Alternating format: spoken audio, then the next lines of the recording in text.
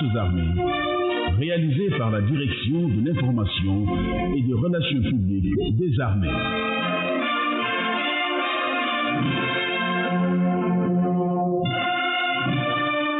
Avec la collaboration technique de la Radio-Télévision du Sénégal.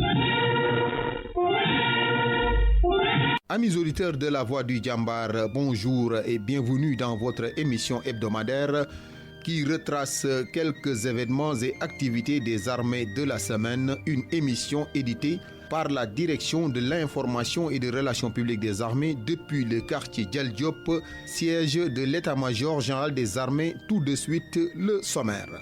La rubrique Ligne de mire sera axée sur la visite de prise de contact du général de corps d'armée, chef d'état-major général des armées, en zone militaire numéro 5 et 6, élément qui sera suivi de l'exercice SIN 2021 de l'école d'application de l'infanterie de Thiès.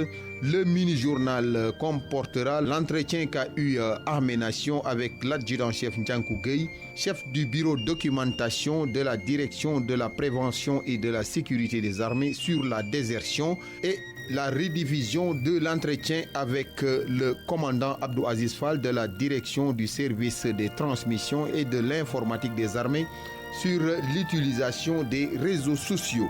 Les avis et communiqués et les discours du soldat seront les derniers éléments de ce numéro de Armée Nation. À la présentation, sergent Seydina Issa Diouf, à la technique, sergent Famara Bodian, aidé de l'assistant à la sécurité de proximité Youssouf Mané, stagiaire à la direction de l'information et des relations publiques des armées. Amis auditeurs, c'était le sommaire, le développement juste après ce tampon musical.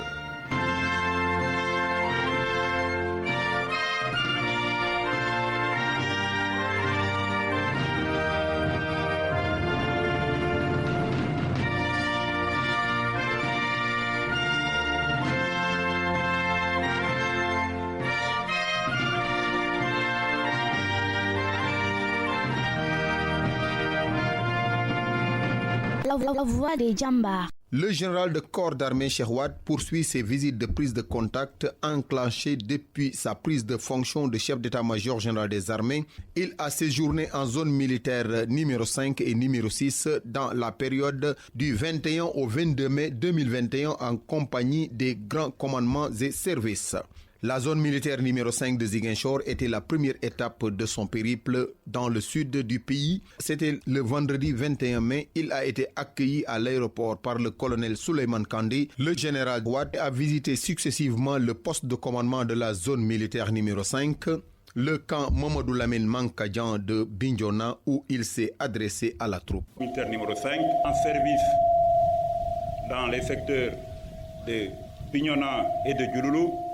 Je vous salue tous très fraternellement au nom de l'ensemble des grands commandements et services qui m'accompagnent et à mon nom personnel.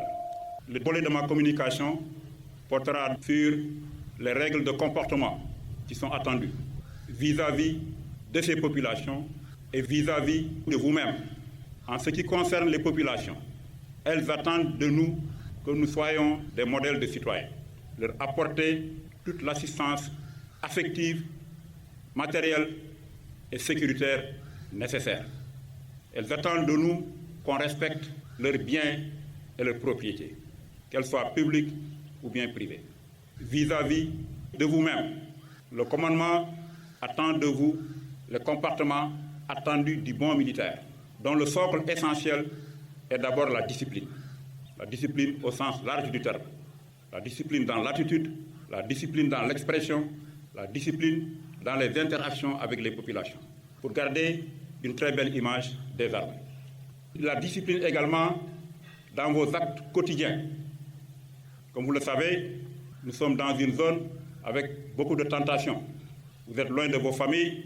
J'attends des militaires qui se comportent conformément aux lois et règlements de ce pays. Après Bignona, le général Wade s'est rendu à Ziguinchor pour rendre visite à ceux du camp colonel Georges Boissy pour aussi leur décliner l'objet de sa présence dans le sud du pays. Officier militaire du rang de la zone militaire numéro 5, basé au sud du fleuve Casamance, je suis particulièrement heureux d'être parmi vous ce matin, accompagné des grands commandements et services.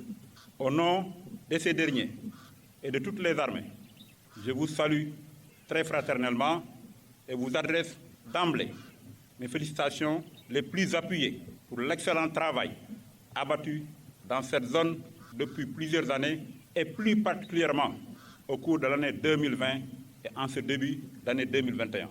Ces activités opérationnelles bien conçues, bien menées, ont permis d'avoir des résultats substantiels sur le terrain, autorisant le retour massif de populations dans leur terroir d'origine. Ces dernières se consacrent aujourd'hui avec sérénité à leurs activités socio-professionnelles, sous votre regard attentif et sous votre surveillance de tous les instants. À ce titre, je vous exhorte à poursuivre l'effort de rester au cœur de votre mission. À Ziguinchor comme à Bignona, après avoir évoqué le volet de la discipline, le chef d'état-major général des armées a parlé de la sauvegarde du potentiel opérationnel, matériel et humain. Un autre aspect qui me paraît fondamental, c'est la préservation et le maintien du potentiel. L'État sénégalais, vous-même, par le contribuable, faites des efforts énormes pour nous équiper. Vous faites partie de cet effort de guerre, entre parenthèses. Donc, il vous revient en premier chef de garder ce potentiel opérationnel et utilisable le plus longtemps possible. Que ce soit les véhicules, les armes, les munitions, les équipements divers, les infrastructures qu'on ne peut pas renouveler tous les ans ou bien toutes les 2 années. C'est un défi que je vous lance. Soyez obsédés, soyez vraiment disposés à faire tous les efforts nécessaires pour maintenir le potentiel matériel intact et disponible, prêt à opérer en cas de besoin. Il s'est appesanti sur la discipline, force principale des armées, pour rappeler les fondamentaux du soldat. Dernier élément, c'est également dans le cadre de la préservation du personnel, c'est vraiment la lutte acharnée, régulière, continue que nous devons tous mener pour réduire les accidents de circulation dans le cadre de nos activités opérationnelles ou bien dans nos activités quotidiennes de routine. Au-delà du coût matériel, c'est des questions de vie ou de mort.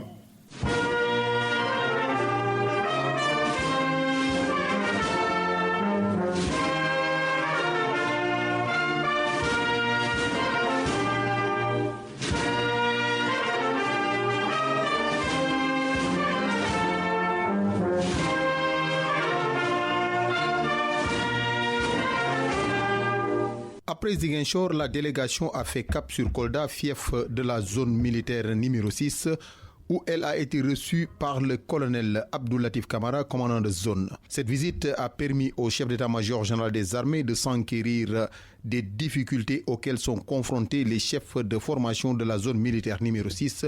Il s'est aussi adressé aux troupes de la zone militaire numéro 6. Reportage sergent-chef Mamadou Lamine Diaouné. Accueilli par le colonel Abdoulatif Camara, commandant la zone militaire numéro 6, le chef d'état-major général des armées et sa délégation en provenance de Ziguinchor ont pris la direction de la nouvelle base de Sikoum. Là, ils ont eu droit à un exposé présenté par le chef de détachement. Ensuite, il a effectué une visite guidée des lieux avant de s'adresser aux éléments de la dite position en ces mots. Nous avons fermé nos bureaux pour venir vous voir sur le terrain. Nous sommes dans le bureau parce que vous êtes là.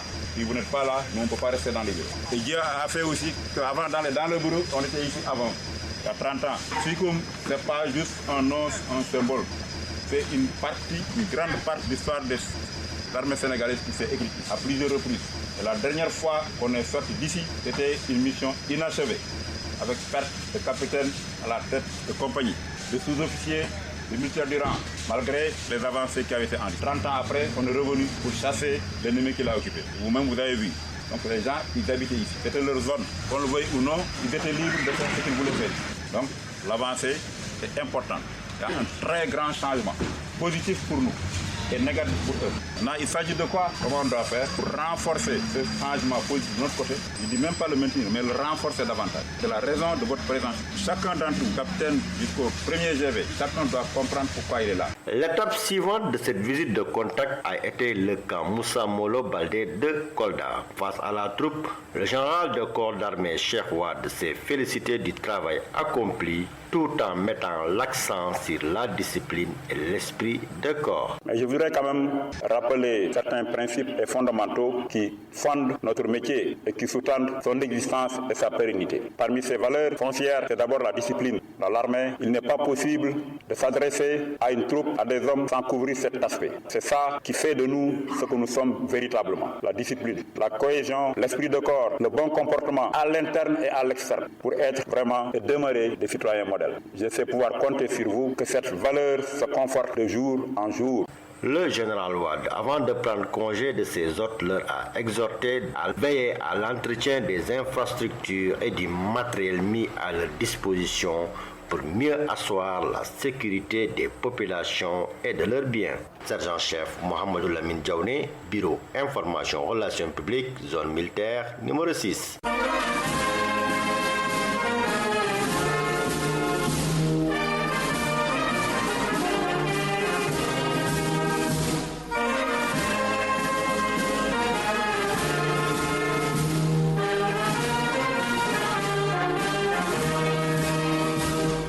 SIN 2021, c'est le nom de l'exercice tactique organisé par l'école d'application de l'infanterie de Thiès.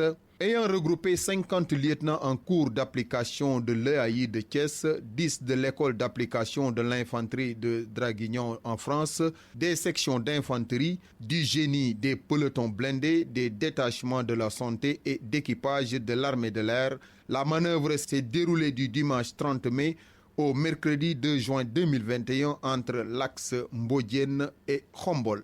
Reportage Sergent Alassane Diop. Cet exercice dirigé à double action avec des troupes de manœuvre et du matériel majeur avait pour objectif de permettre aux futurs chefs de section d'infanterie et chefs de peloton de cavalerie de remplir des missions tactiques de leur niveau dans un cadre interarmes. Le colonel Tchernondour, directeur de l'exercice, commandant de l'école d'application de l'infanterie de Thiès, revient sur le but recherché à travers l'organisation d'une telle manœuvre. SIN 2021. Exercice donc qui nous permet de clôturer quasiment l'année.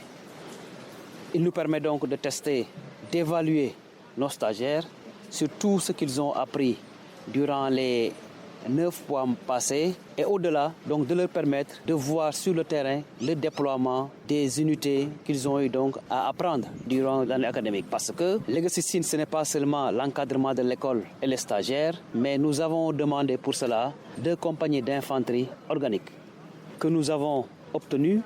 Nous avons également demandé 2 pelotons blindés, un peloton sur PTL2 et un peloton sur AML2 que nous avons obtenus.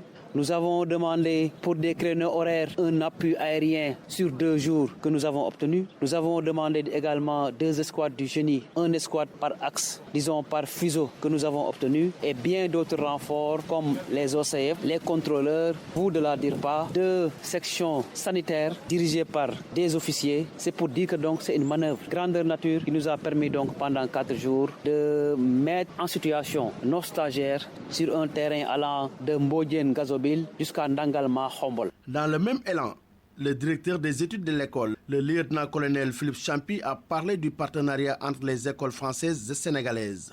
Par ailleurs, il n'a pas manqué de faire l'évaluation de l'exercice SIN 2021. Alors, le partenariat entre la France et le Sénégal par le biais de l'école d'application de l'infanterie est très ancien puisque cette école, depuis 2000, est une école binationale dans laquelle nous accueillons à la fois des stagiaires sénégalais et des stagiaires africains des pays amis afin de les former aux techniques d'infanterie du niveau chef de section et commandant d'unité. Et la France contribue, en particulier par le soutien des stagiaires et le soutien pédagogique à cette formation. Cette manœuvre particulière SIN est doublée par le partenariat habituel qui nous lie depuis la même époque avec l'école d'infanterie de Draguignan en France.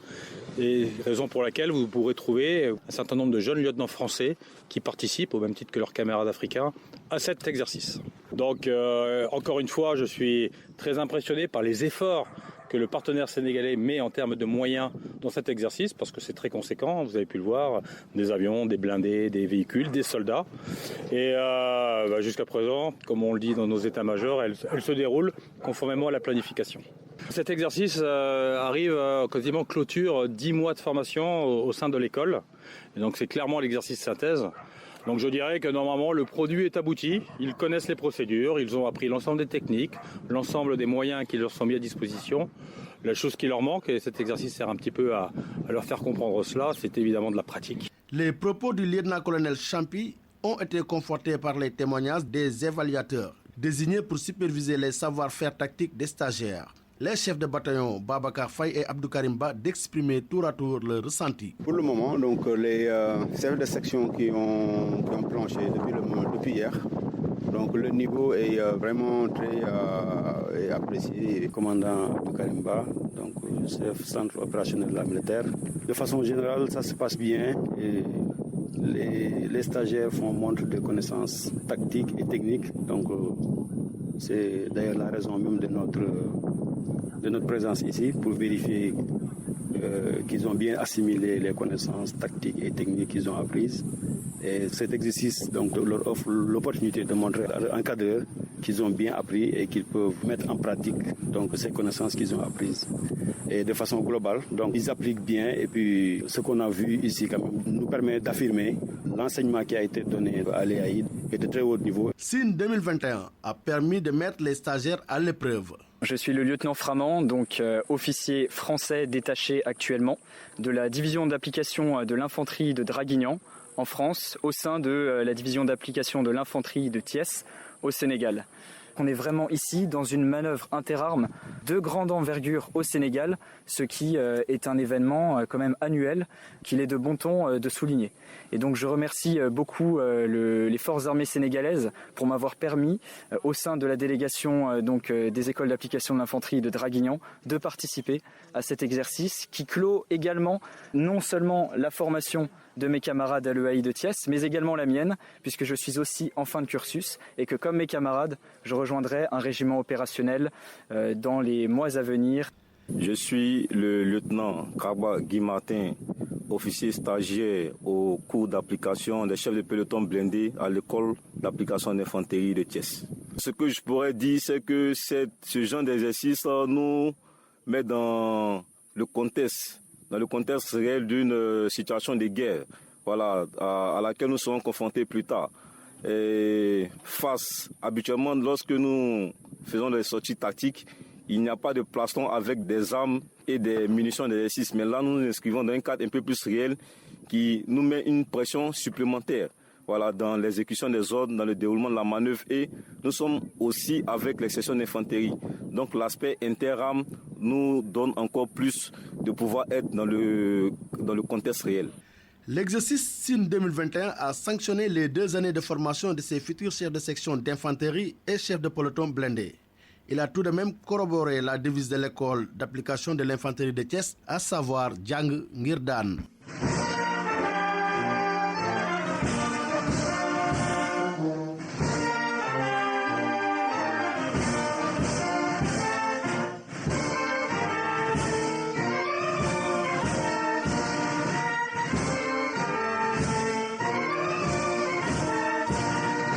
La désertion, une situation d'infraction lourde de conséquences, méconnue par la plupart des militaires, a fait l'objet d'un entretien avec l'adjudant-chef Nyankou Gueye de la direction de la prévention et de la sécurité des armées.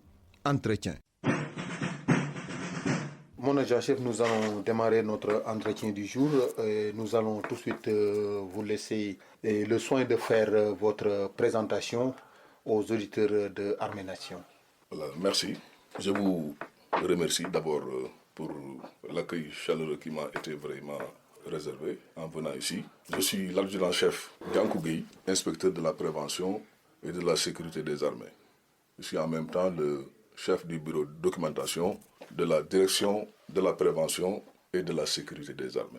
Voilà mon adjudant-chef, nous allons un peu débattre de ce qui est de la désertion, qui est un phénomène vraiment qui est un peu fréquent dans les armées et que beaucoup de gens ignorent ce que c'est que la désertion. Vous allez un peu nous en éclaircir quelques points.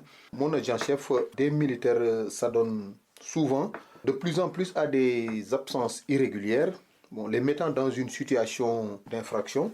En fait, qu'est-ce qu'une désertion et quels sont les éléments constitutifs de la désertion? Merci beaucoup. Permettez-moi avant tout d'adresser un salut cordial à tous les officiers, sous-officiers comme militaires du rang à travers cette très belle émission Armée Nation que nous suivons pratiquement tous les dimanches avec beaucoup de plaisir et d'intérêt.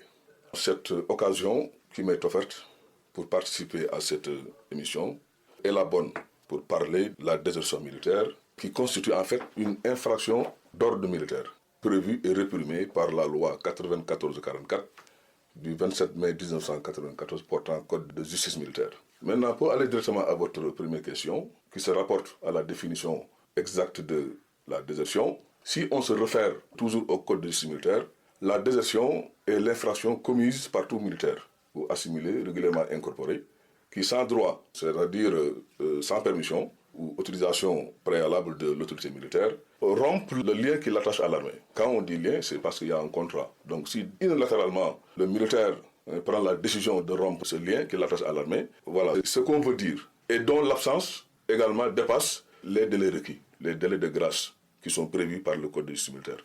Puisqu'il s'agit d'une infraction, vous savez qu'en matière pénale, toute infraction est constituée par des éléments constitutifs, en l'absence desquels on ne peut pas établir un délit, s'il s'agit d'un crime ou bien d'un délit.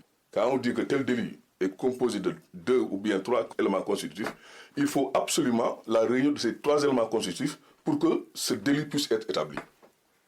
Mais en l'absence d'un seul parmi ces éléments constitutifs, on ne peut pas parler ni de crime ou bien de délit. Maintenant, pour la désertion, il y a 3 éléments constitutifs. Le premier, c'est quoi? Il faut d'abord que le gars soit régulièrement incorporé. Il faut que le militaire se soit engagé régulièrement, c'est-à-dire avec signature d'un contrat ou soumis aux obligations du service militaire. Ça, c'est le premier élément constitutif. Le deuxième, c'est il faut que le gars quitte son corps sans permission, sans droit. Ouais, le droit revient encore. Sans droit, c'est-à-dire sans permission, sans mutation, sans mise en congé ou démobilisation. Enfin, le troisième, c'est avoir dépassé les délais de grâce. Donc, en réalité, le militaire, c'est une question qui est déjà prévue, ne peut être qualifié de déserteur qu'à l'expiration d'un délai de grâce de 6 jours, à compter du lendemain du jour où son absence irrégulière a été constatée, ou du lendemain du terme prévu de sa mission, sa permission ou de son congé. Ni à 4 jours, ni à 2 jours, ni à 6. Il faut absolument ces 6 jours. Maintenant, à l'étranger, ce délai de grâce est réduit de 3 jours. Ces mêmes délais encore de grâce sont réduits encore en temps de guerre. Maintenant, vu le code de justice militaire et de discipline générale qui régit les militaires, tout à fait. Quelles sont les sanctions et risques qu'encourent les militaires en situation de désertion? Là, il y a, si je peux dire comme ça, il y a 3 cas qui se présentent. D'abord au plan disciplinaire et statutaire, aussi au plan judiciaire, comme au plan pécuniaire. Le militaire déserteur encourt un certain nombre de sanctions et de risques. Au plan disciplinaire, par exemple, il y a d'abord les punitions sévères.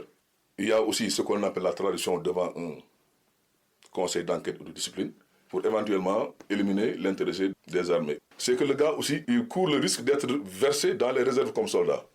Si par exemple il est cadre, il est officier ou sous-officier, on peut le casser jusqu'au grade de 2e classe. Voilà ce qu'on peut dire essentiellement sur le côté disciplinaire et statutaire. Maintenant, pour le côté judiciaire, il y a beaucoup de peines qui sont prévues.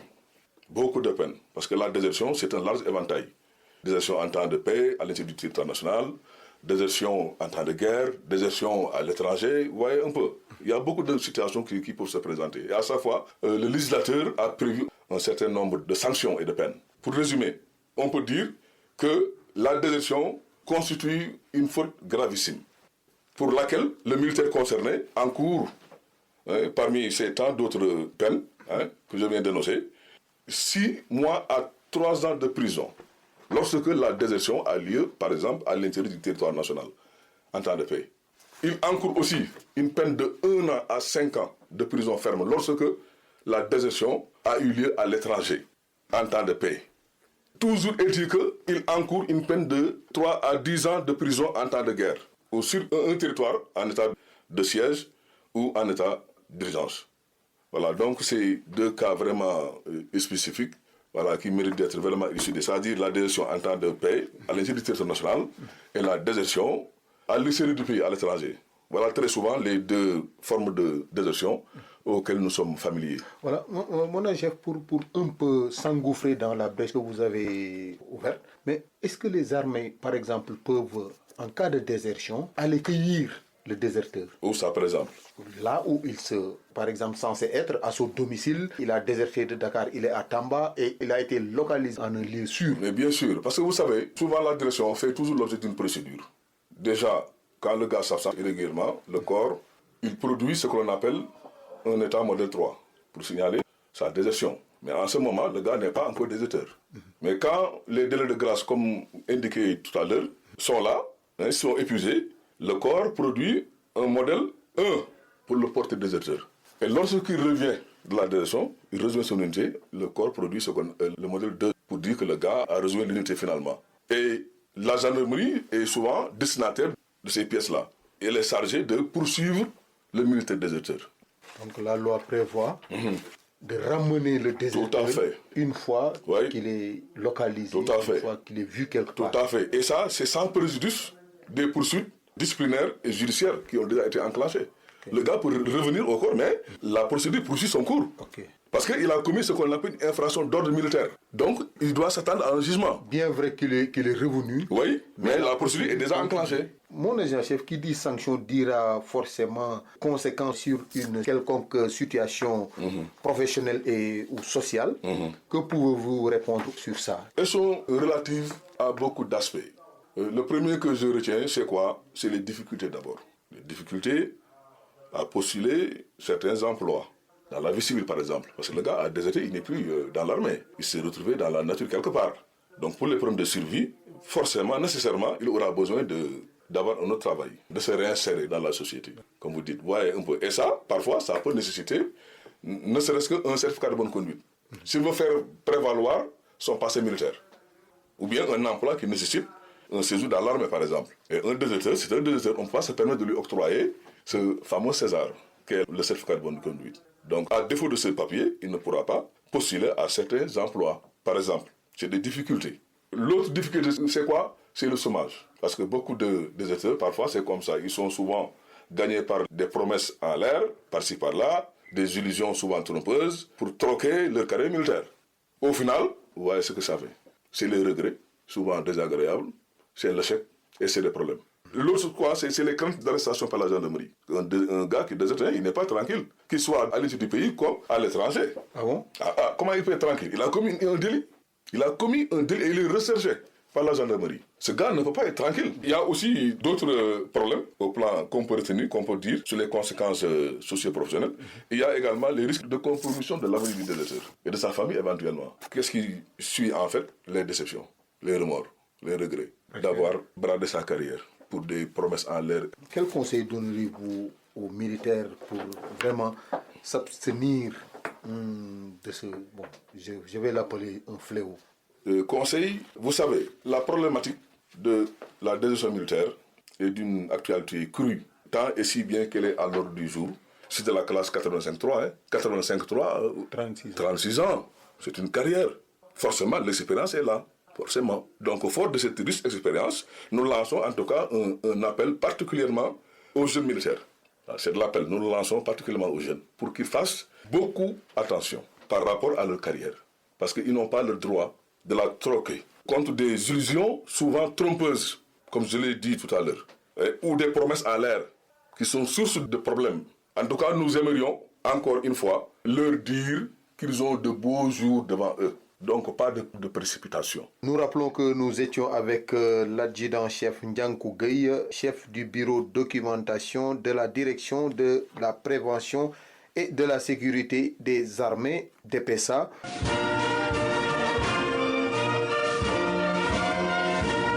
De nos jours, la société fait face aux effets des nouvelles technologies de l'information et de la communication et particulièrement des réseaux sociaux. Pour en savoir plus, Armée Nation est allé à la rencontre du commandant Abdul Aziz Fall de la direction du service des transmissions et de l'informatique des armées. Entretien. Mon commandant, pouvez-vous vous présenter au micro de Armée Nation? Je suis le commandant Abdul Aziz Fall de la direction des transmissions et de l'informatique des armées. Mon commandant, pour entrer dans le vif du sujet, à propos des réseaux sociaux. On sait qu'aujourd'hui les réseaux sociaux demeurent un point sensible et tout récemment le commandement y a consacré une conférence pour sensibiliser les militaires. Pouvez-vous nous en parler d'une manière succincte? Pour parler de façon succincte des réseaux sociaux, je pense qu'on peut se référer à l'actualité. C'est un phénomène de société qui aujourd'hui est au quotidien dans la vie de tous les Sénégalais. Tous les Sénégalais ont pour la plupart un téléphone sur lequel il y a WhatsApp et que les gens utilisent au quotidien. Les gens sont sur Facebook et sur d'autres technologies de réseaux sociaux également. Ce qui veut dire que les réseaux sociaux sont aujourd'hui partie intégrante de nos activités quotidiennes et les armées ne peuvent éluder la question parce que les réseaux sociaux impactent notre quotidien. Donc pourquoi est-ce que les réseaux sociaux sont sensibles? Parce qu'aujourd'hui, ils nous apportent une certaine facilité de communication. On échange plus facilement les uns avec les autres, que ce soit via des textes, que ce soit via des messages audio, que ce soit via des images ou des vidéos. Les réseaux sociaux permettent aujourd'hui à tout un chacun de communiquer de par le monde et de façon très très rapide. Donc c'est sensible pourquoi? Parce que via ces réseaux sociaux, comme on l'a vu récemment, il y a pas mal d'informations qui sont diffusées, divulguées. Donc ils présentent l'avantage et le bénéfice de permettre aux gens de communiquer de façon plus simple et plus rapide. Mais la sensibilité est que via ces réseaux, des informations qui n'étaient pas censées être divulguées peuvent se retrouver dans la sphère publique. Cela peut arriver dans la sphère privée, avec des gens qui ont leurs informations privées qui sont dévoilées dans le public, ou dans la sphère professionnelle, notamment des informations confidentielles concernant l'activité professionnelle qui se retrouvent également dans la sphère publique par la mauvaise utilisation de ces réseaux sociaux-là. Pouvez-vous revenir sur les impacts au niveau des armées, leurs avantages et leurs inconvénients certainement? Pour revenir sur les impacts sur les armées, je vais donner un exemple de l'actualité de l'année passée, d'il y a 2 ans, lorsqu'il y a eu les élections aux États-Unis. Donc la presse a parlé de l'utilisation massive des réseaux sociaux pour influencer les électeurs américains en diffusant notamment de fausses informations ou des informations qui seraient susceptibles de modifier leur jugement par rapport aux différents candidats. Donc la question qui se pose revient à l'utilisation même de ces réseaux sociaux pour influencer les gens. Par là, dire en fait que les réseaux sociaux sont devenus un vecteur d'influence. La spécificité par rapport aux armées, elle est double, parce que les armées, nous sommes des personnels sensibles. Les informations que nous traitons dans les armées sont sensibles. Par contre, les militaires ne peuvent pas rester en marge de la société et ne pas bénéficier de cette technologie. Donc les militaires utilisent aussi les réseaux sociaux. Maintenant, l'enjeu devient la clarification de la frontière qu'il y a dans l'utilisation de ces réseaux sociaux-là. Est-ce que l'utilisation des réseaux sociaux à titre privé, lorsque cela commence à empiéter dans le domaine professionnel et peut être une source de compromission? C'est là que se trouve l'enjeu en fait. Donc les réseaux sociaux présentent un double avantage pour les armées. Les armées peuvent s'en servir pour communiquer avec l'extérieur, notamment via des pages Facebook ou bien des feeds Twitter par lesquels les armées peuvent communiquer à l'extérieur des informations sur ce qui se passe dans l'armée ou bien les recrutements de l'armée entre autres. Par contre, lorsque vous avez des militaires qui utilisent ces applications et qui mettent des informations sur ces réseaux sociaux-là, quelqu'un de mal intentionné peut les utiliser pour avoir des informations qu'il n'était pas censé avoir. Je vais donner un exemple simple. Supposons qu'il y ait des militaires qui sont en opération quelque part et qui communiquent avec leur famille ou bien qui partagent le statut Facebook ou qui partagent tout simplement leur localisation WhatsApp. Le militaire qui, par inadvertance, dans ses communications, fait savoir qu'il est à tel endroit et divulgue des informations, quelqu'un de mal intentionné peut exploiter ces informations-là pour avoir des informations sur son unité, sa position et peut éventuellement compromettre les opérations que ces gens sont en train de mener. Bon, dans le cadre des armées, y a-t-il une politique mise en place pour parer à toute dérive? Effectivement, il y a une politique qui est mise en place. Donc il faut savoir qu'il y a une politique étatique en la matière qui définit le cadre général d'utilisation de ces systèmes d'information. Et la politique en la matière des armées, c'est une directive du chef d'état-major général des armées, c'est la directive numéro 270 sur SEMGA de juillet 2016, qui fixe le cadre dans lequel les militaires peuvent utiliser les réseaux sociaux. Que cela soit dans un cadre purement professionnel, notamment via des pages Facebook dédiées à des corps ou à des institutions, ou bien à titre privé, en tant que militaire, mais en tant que personne utilisant les réseaux sociaux à leur propre compte, qu'est-ce qu'ils sont en droit de faire, qu'est-ce qu'il faudrait qu'ils évitent. Toutes ces prescriptions sont détaillées dans la directive en question. Et dans cette matière, pour tout ce qui est publication à titre institutionnel, il est précisé dans la directive que les gens doivent se référer à la DIRFA par rapport aux différents messages et thèmes qui sont en droit de publier sur ces sites-là. Nous, la direction des transmissions et de l'informatique des armées, nous nous occupons plus de l'aspect technique lié à ces médias sociaux. Pouvez-vous revenir sur les prescriptions édictées par le commandement? Pour tout ce qui est prescriptions édictées par le commandement, les gens y trouveront notamment des prescriptions par rapport au type de contenu qu'ils peuvent poster. Il leur est rappelé dans ce document leur devoir de réserve en tant que militaire. Et donc toutes les opinions politiques, entre autres, il est bien entendu proscrit de se prononcer en tant que tel sur les médias sociaux en tant que militaire. La diffusion d'images, d'équipements, de matériel, la diffusion d'informations sur les positions où se trouveraient les militaires alors qu'ils sont en opération sont autant de choses que ces prescriptions-là empêchent entre guillemets aux militaires de faire dans le cadre de l'utilisation des médias sociaux. Bien entendu, les gens peuvent l'utiliser à titre personnel avec leurs proches pour leur permettre de garder le contact, d'être en liaison permanente avec le proche, notamment dans le cadre d'opérations extérieures. Mais il faut que les gens sachent, toute raison gardée, qu'est-ce qu'il faut mettre sur les réseaux sociaux et qu'est-ce qu'il ne faut pas y mettre. Pour en revenir à la conférence organisée par le commandement axée sur les réseaux sociaux, vous nous aviez parlé d'officier cyber. C'est quoi un officier cyber et quel est son rôle? Voilà. L'officier cyber, son rôle, c'est essentiellement d'être le relais entre la direction des transmissions, qui est l'organe technique central pour la mise en œuvre de la politique de sécurité des systèmes d'information des armées, et les différents utilisateurs qui sont dans les différents bureaux. Donc on a un règlement qui est en place, c'est la directive du SEMGA, la directive numéro 270, qui fixe les prescriptions et qui fixe également le cadre organisationnel sous lequel la sécurité des systèmes d'information des armées doit être organisée. Donc l'officier cyber, c'est le relais. C'est lui qui va être formé. On a d'ailleurs organisé un séminaire en ce sens à la fin du mois de janvier. Donc lui, il va être formé par rapport à ces choses sensibles, par rapport aux menaces qui existent dans l'utilisation de ces différents médias. Il leur est également remis des guides de sensibilisation à l'usage des différents utilisateurs. Et fort de cet enseignement-là et de ces guides pratiques qui lui sont remis, il est chargé de jouer le rôle de sensibilisation auprès des militaires qui sont dans les casernes. Et actuellement, on a même des retours qu'il y a actuellement des séances de sensibilisation qui sont organisées par ces officiers cyber-là pour les personnels qui sont dans les différents bataillons, pour leur permettre de mieux appréhender les risques qui sont liés à l'usage des systèmes d'information en général et des médias sociaux en particulier.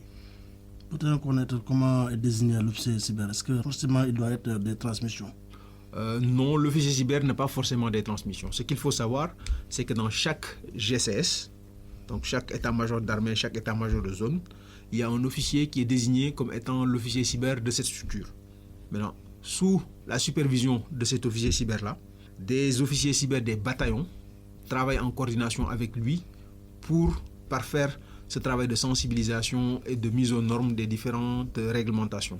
Donc les officiers cyber ne sont pas forcément des transmissions, ils peuvent être d'autres corps, d'autres armes, mais ils reçoivent une formation par les transmissions pour leur permettre de pouvoir mener à bien leur mission. Votre dernier mot, quel conseil prodiguez-vous aux militaires pour une bonne utilisation des réseaux sociaux, et spécifiquement le WhatsApp? La dernière recommandation que je ferai serait le principe de prudence. Donc les réseaux sociaux, ce qu'il faut savoir, c'est que une fois que vous postez un contenu et que ce contenu part, il est parti, il ne vous appartient plus. C'est comme on a souvent l'adage de le dire en Wolof, il faut retourner sa langue 7 fois dans sa bouche avant de parler. Je reprendrai la même chose des réseaux sociaux en disant il faut réfléchir 7 fois avant d'appuyer sur le bouton envoyer lorsque vous utilisez votre téléphone pour envoyer des images ou du texte sur WhatsApp. Parce que tout ce que vous enverrez, une fois que c'est parti, vous n'en avez plus le contrôle. Et malheureusement, les réseaux sociaux ont un impact global. Donc ce que vous mettez dessus aujourd'hui, dans les secondes qui suivent, peuvent être visualisés de n'importe quel endroit du monde en fait. Que les gens soient conscients que c'est quelque chose de nécessaire, qu'on ne peut plus s'en passer, mais qu'ils sachent raison garder, faire la différence entre l'utilisation à titre purement personnel, ce qu'il faut y mettre, et se souvenir qu'ils sont militaires et qu'ils sont soumis à un devoir de réserve, et que de par ce qu'ils diront ou ce qu'ils feront, ce n'est pas juste leur personne, mais que c'est l'institution en elle-même qui pourrait être indexée.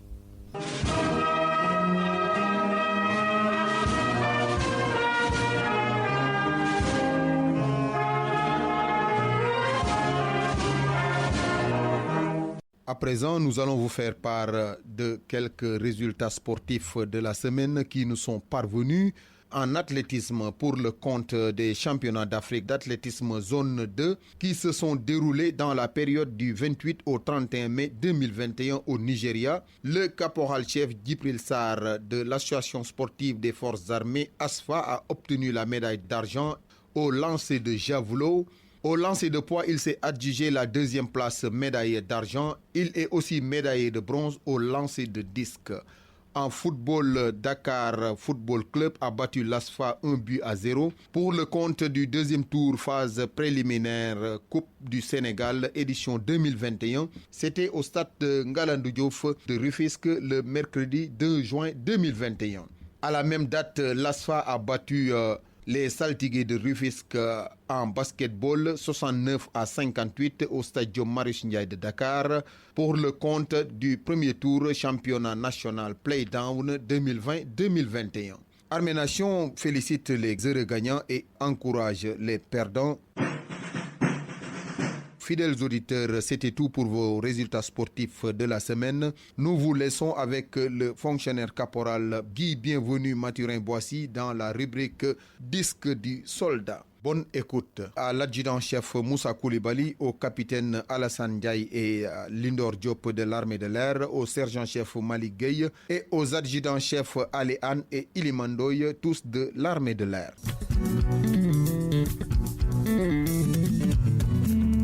Fidèles auditeurs, bonjour. Nous sommes très heureux de vous retrouver encore une fois de plus dans votre émission Armée Nation, rubrique Disque du soldat. Nous souhaitons un joyeux anniversaire à tous les natifs du jour et un prompt rétablissement aux malades qui sont dans les hôpitaux. Une excellente écoute à toute la population de Sédhiou, Bambali et Tanaf. Ce morceau tournera pour faire plaisir à l'adjudant-chef Moussa Koulibaly de l'état-major général des armées, au capitaine Mohamedou Kouyaté de la direction du service du matériel des armées. Ce morceau est également offert à toute la classe 1997, en particulier ceux du 1er bataillon d'infanterie. L'assistant à la sécurité de proximité, Demba Ngalan, stagiaire à la direction de l'information et des relations publiques des armées, dédie ce morceau à ses enfants, Baye Khalil, Ahmed, Mambaba Kersi, Fatmata et Yafatou Ngalan, sans oublier sa mère Khoureywan et son épouse Abi Diawara. Ce morceau est offert pour faire plaisir à toute la population de Diatakunda, plus particulièrement aux hommes de tenue, sans oublier le sergent-chef Ousmane Mané du 22e bataillon de reconnaissance et d'appui.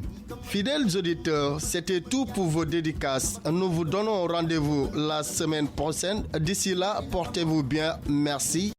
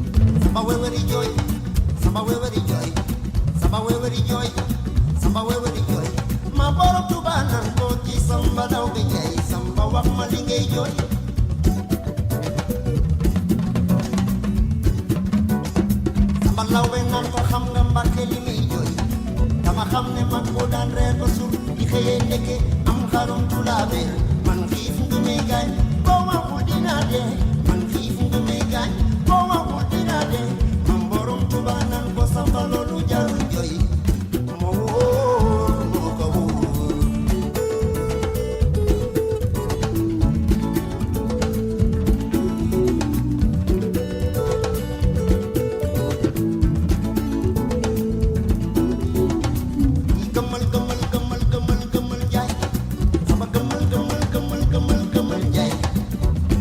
ndaba ngox di jeex la di ndawal ñoo koy toggee Porokhane soxna Maam Jaara amul maas moo wóor moo ko wóor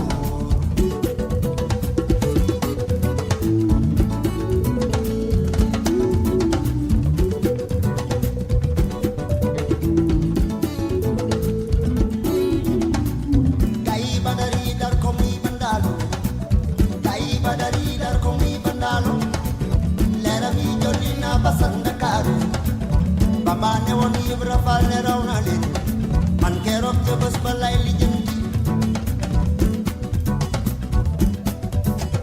Murtala Faal Asan Faal Murtala bi nga rootee ba seen bagan fees waa walay ñi nga àndal ba seen lekat fees Tuubaa këru falu galas bu li lu baax na ñëw ñu may ñu taataan Alaji Falilu Magum Basiru Alaji Falilu Magum Basiru siyaare naa la Magum Basiru Alaji Falilu Magum Basiru Alaji Falilu Magum Basiru siyaare naa la Magum Basiru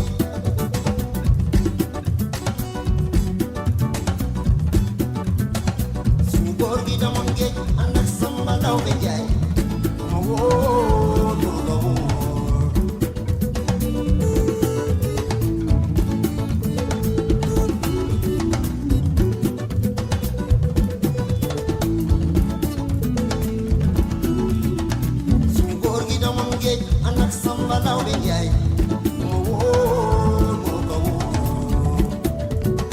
Fidèles auditeurs, nous vous souhaitons un excellent week-end et vous donnons rendez-vous dans un autre numéro de votre émission La Voix du Djambar.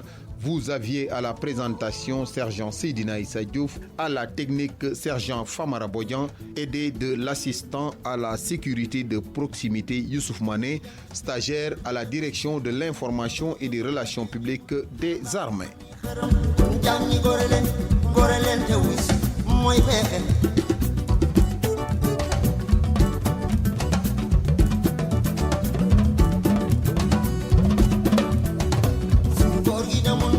anak Samba Ndawbe Njaay ma wóor ma ko wóor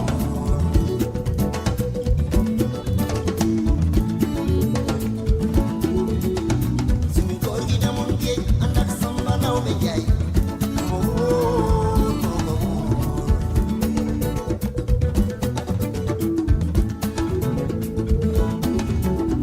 suñu góor gi demoon géej ànd ak Samba Ndawbe Njaay ma wóor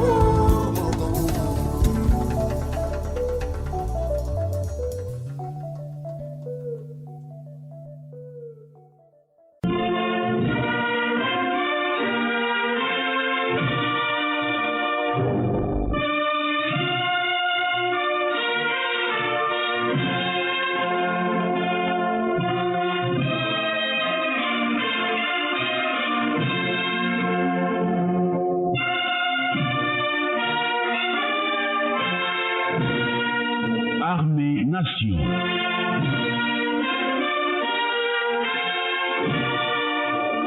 Une émission du ministère des Forces armées, réalisée par la Direction de l'information et des relations publiques des armées.